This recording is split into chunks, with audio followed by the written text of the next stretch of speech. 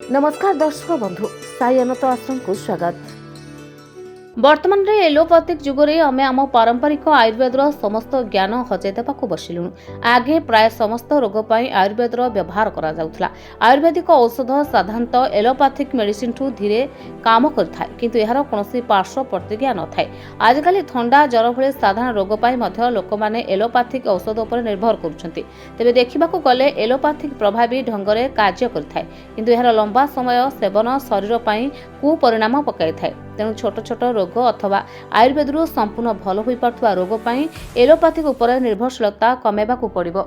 आम मानक भितरु प्राय समस्ते निज निज घर चारिपाखे किंबा जमीबाड़ी निकटरे छोट बड़ गछ उठुथिबा देखिबाकू पाइथाउ। खास करी वर्षा दिन मानकरे अनेक गुल्म जातीय उद्भिद घर चारिपाखे उठिथिबा देखिबाकू मिलिथाय। तेबे एहिपरि भावे अनाबना होई उठुथिबा ए गछ हेउची भूमि अँला। विभिन्न प्रकार गछ भଳି गुल्म साधारणतः वर्ष सारा घर एवं क्षेत्र बढ़िथाय। ए गछ गुड़िक मध्यरु अनेक मागणा औषध भावरे काम करे, जहा अनेक रोगर चिकित्सा रे रामबाण सदृश्य काम करथाय। आयुर्वेद अनुसारे प्रकृति रे थिबा प्रत्येक जिनिसर किछि ना किछि उपयोगिता अछि। तेबे आमे प्रायतः आम घर एवं क्षेत्र रे बढ़ुथिबा अनावश्यक गछ गुड़िक उपाड़ी दैथाउ, किंतु ए गछ गुड़िक मध्यरु अनेक औषधीय गुण रे भरपूर। भूई अँला एपरि एक गछ, एहार वैज्ञानिक नाम फाइलान्थस न्यूरिरी। भूई अँला एवं गुल्म जातीय उद्भिद होइथिबा बेले एही गछर उच्चता सर्वाधिक 1.5 हात पर्यंत होइथाय। ए गुल्मर पत्र गुड़िक तेंतुली गछर पत्र भଳି एवं आकार रे छोट छोट होइथांती। ए गुल्मକୁ चिन्हिबार सहज उपाय हेउची एहार डेम्फरे फल गुड़िक धाड़ी धाड़ी होई लागि रहिथाय। यह साधारणतः वर्षा ऋतुरे खेत और आर्द्र अंचल घास भाव में बढ़िथाय। यह अनेक रोगरे लाभदायक प्रमाणित हुए। यह किडनी, चम रोग और सबुठारु गुरुत्वपूर्ण भाव में यकृत रोग यथा फैटी लिवर पर रामबाण औषध भाव में काम करथाय।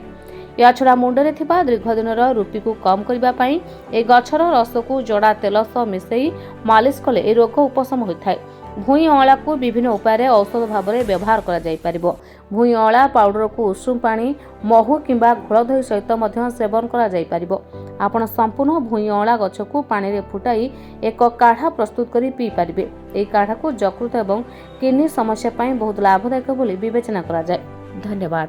तमे पुओ को नहीं कि बाबा पाख आसला परे आपनकर कोन परिवर्तन हेछि? पुओर जो गोड़ हाथ फाटुतला तार भी कोन परिवर्तन हेछि? हाँ आज्ञा, मो एमिति जने सांग पिलांकठू शुणिकी आपन पाखକୁ आसिली, किंतु आसिला परे मो पुओ दीर्घ 7 वर्ष होला जो कष्टटा भोगुथिला मोर हृदबोध होछि से 7 दिन रे गला भलिया लागिला। तेणु करी बहुत सॉल्व हो जाइछि।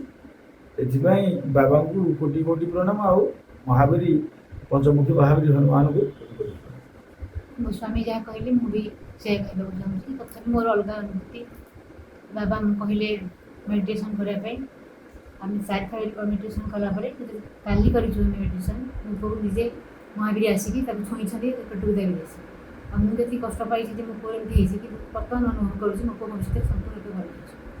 अच्छा पुओ एडी आसिले परे मोर जति माने कष्ट थिला मो आगुरु जमा चाली पाउनथली। एडी जति सप्ताह भीतर आसिलिनी माने मते एते भल लागुची।